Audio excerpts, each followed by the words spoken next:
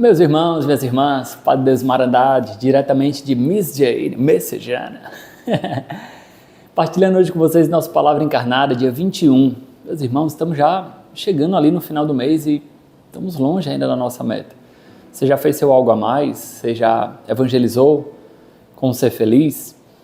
Já mandou mensagem para os seus familiares, para aquelas pessoas que talvez você ache que não vão ajudar, mas que estão esperando ansiosas para a sua evangelização, pelo seu anúncio do encontro salvífico? Não se esqueça disso, meus irmãos. Não vamos deixar para a última hora o que a gente pode fazer hoje por amor a Deus. Então, nesse domingo, 16º domingo do tempo comum, a Palavra de Deus é muito bela e traz muitos pontos fortes de meditação para nós. O Senhor esteja convosco. Ele está no meio de nós. Proclamação do Evangelho de Jesus Cristo, segundo Marcos. Glória a vós, Senhor. Naquele tempo, os apóstolos reuniram-se com Jesus e contaram tudo o que haviam feito e ensinado. Ele lhes disse: vinde sozinhos para o lugar deserto e descansai um pouco. Havia de fato tanta gente chegando e saindo, que não tinham tempo nem para comer. Então foram sozinhos de barco para um lugar deserto e afastado. Muitos os viram partir e reconheceram que eram eles. Saindo de todas as cidades, correram a pé e chegaram lá antes deles. Ao desembarcar, Jesus viu uma numerosa multidão e teve compaixão porque eram como ovelhas sem pastor. Começou, pois, a ensinar-lhes muitas coisas. Palavra da salvação. Glória a vós, Senhor. Meus irmãos, a liturgia da palavra desse domingo nos coloca uma mensagem muito interessante, né? Em continuidade com o evangelho do domingo passado, onde os apóstolos pregaram, foram enviados em missão, agora é eles retornando da missão e partilhando, talvez empolgado pelos grandes milagres e graças que Deus derramou, como eventualmente nós voltamos de algum evento, como foi o Com Deus Tem Jeito, há pouco tempo atrás, né? Domingo passado agora, partilhando das inúmeras graças, colhendo os inúmeros frutos. Mas a atitude de Jesus é interessante. Chama eles para um lugar à parte, sozinhos, num lugar deserto, para descansarem, para rezarem. A importância, meus irmãos, de nós não cairmos no ativismo, de nós não cairmos na lógica do fazer. O mais importante é a lógica do ser. Eventualmente nos esquecemos, por exemplo, de colher os bons frutos das graças que Deus derrama em oração. Um lugar de deserto, de repouso, de estar junto com Jesus. A nossa vida não é feita pela multiplicidade de ações, mas a nossa vida é feita por estar na presença constante de Deus, a vida toda. Duas coisas também sobressaem aqui, né? Tanto essa do saber repousar com Deus, e repousar não é morgar, né?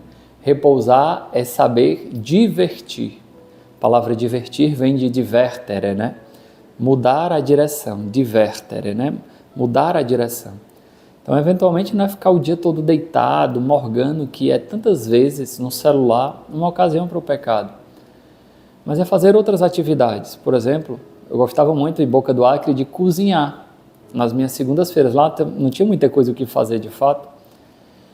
Mas eu ia preparar um alho confitado, um molho que poderia ser usado na semana, de alguma forma, ocupar a cabeça de outras coisas que você gosta de fazer. Ah, mas no dia de segunda você vai trabalhar? Não é um trabalho, é uma coisa diferente, uma atividade diferente, né? Mas sempre com Deus. E a segunda coisa é essa busca insistente das pessoas por Jesus e seus apóstolos. Tanto que a palavra de Deus termina dizendo: ao desembarcar, Jesus viu uma numerosa multidão e teve compaixão delas, porque eram como ovelhas sem pastor. E começou, pois, a ensinar-lhes muitas coisas. Na primeira leitura de hoje, fala exatamente desse finalzinho, de que Deus suscitará novos pastores. Não mais pastores como os antigos reis que foram ungidos no Antigo Testamento e que foram infiéis aos mandamentos de Deus, depois de Salomão, tanto que dividiram o reino. Pela sua infidelidade, invasões aconteceram, porque eles não foram fiéis às promessas de Deus e, portanto, a promessa de Abraão de ter uma terra, de ter uma descendência numerosa, ficava manchada, vocês entendem? Esses pastores não apacentaram o povo de Deus, apacentaram a si mesmo. Esses homens não estavam focados na graça de Deus. Aqui, em contraposição, encontramos Jesus, o bom pastor. Olha para aquela multidão, tem compaixão dela porque são como ovelhas sem pastor. E ali ele começa a ensinar-lhes muitas coisas. Vejam só, meus irmãos, de fato, Jesus ele é o bom pastor, que dá a vida pelas suas ovelhas. Ele não é um pastor somente porque ensina um caminho, porque mostra, não. Ele mesmo vai, ele aponta, ele carrega a ovelha nas suas costas. Ele é o bom pastor. Ele dá a vida, sabe? E aqui é um ponto muito forte do nosso espírito do fundador, né? Um ponto muito forte do espírito do fundador é esse desejo constante de dar a vida pelas suas ovelhas, de evangelizar oportuna e inoportunamente. Quantas vezes nós notamos isso no nosso espírito do fundador? Essa insistência de ir atrás da ovelha perdida, essa insistência de ir atrás dos últimos, de não descartar ninguém, de ir atrás de quem já fez despertar, para chamar para o discipulado, de correr atrás, de atrair, de chamar. Isso é belo, meus irmãos. Isso é, sem dúvida alguma, essa inspiração do bom pastor. Também, o nosso ministério de acompanhamento, se chama o bom pastor, não pode ter uma postura inerte, não pode ter uma postura parada, de espera. Não, eu estou sempre esperando que a pessoa me procure. E se ela não me procura, portanto, eu estou desculpado porque ela não vem atrás. O interesse é dela? Não. Ir atrás da ovelha. O pastor se configura como pastor porque ele corre atrás das suas ovelhas. Primeiro, ele tem o cheiro das ovelhas porque anda sempre com elas. E depois ele vai atrás da ovelha perdida. Como é que é isso para nós? Nós temos o cheiro da ovelha, ou seja, nós também somos ovelhas no nosso grupo, nós participamos, nós nos deixamos ser cuidados, nós nos deixamos ser amados e nós vamos atrás das ovelhas perdidas.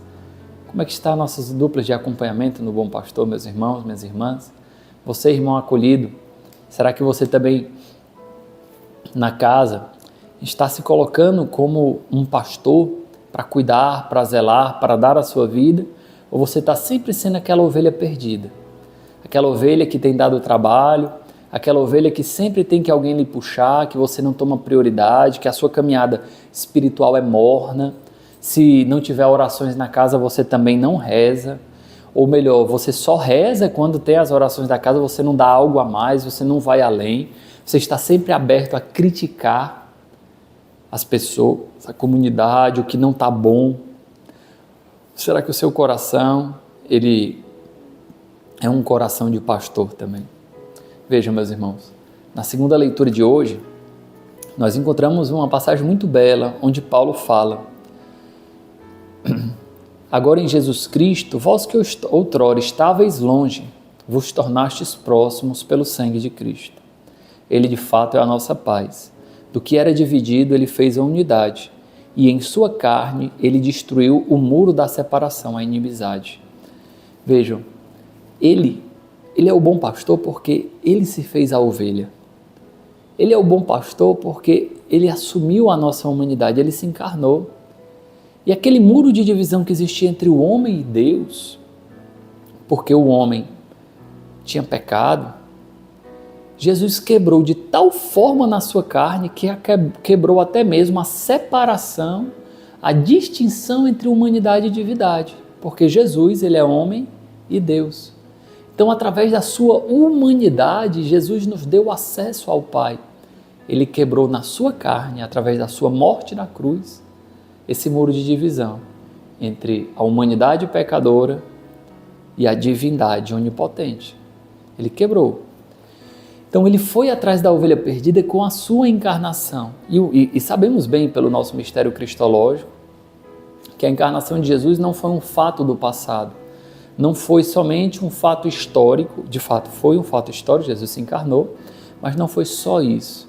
Esse mistério continua atualizado hoje, quando ele não só se compadece de uma humanidade sofredora, mas ele muito mais continua sofrendo com essa humanidade. Ele continua abraçando na cruz a dor de toda a humanidade, ao mesmo tempo, de todos aqueles mais abandonados, aqueles que se encontram feridos, marcados pelo pecado, pelas estruturas de pecado da sociedade, pela indiferença. Ele quebrou em si o muro da divisão e fez de nós um único povo. Ele aboliu a lei com os seus mandamentos e decretos e quis, a partir do judeu e do pagão, criar em si um só homem novo, estabelecendo a paz. Ou seja, o que importa mais não era a descendência, ser filho de Abraão ou da descendência de Abraão. O que importa agora é abraçar a fé em Jesus Cristo. Quis reconciliá-lo com Deus, ambos em um só corpo, que é a igreja, por meio da cruz. Assim ele destruiu em si mesmo a inimizade. Ele veio anunciar a paz a vós que estáveis longes e a paz aos que estavam próximos. É graças a ele que uns e outros, em um só Espírito, temos acesso junto do Pai. Ele quebrou aquele muro da divisão entre judeus e gregos, os pagãos. Os judeus que achavam que só eles tinham acesso à salvação porque era o povo escolhido. Jesus mostra que é através da fé que nós nos tornamos povo escolhido. No seu corpo, que é a igreja, somos acolhidos no batismo e, portanto, assumimos a história de uma nova humanidade. Abraçamos a vida novamente com Deus. Por isso, meus irmãos, trazendo um pouco também dessa segunda leitura para o nosso cotidiano, não importa o nosso passado, não importa o que ficou para trás, o que importa agora é a nova humanidade, abraçada em Jesus Cristo, nosso Senhor.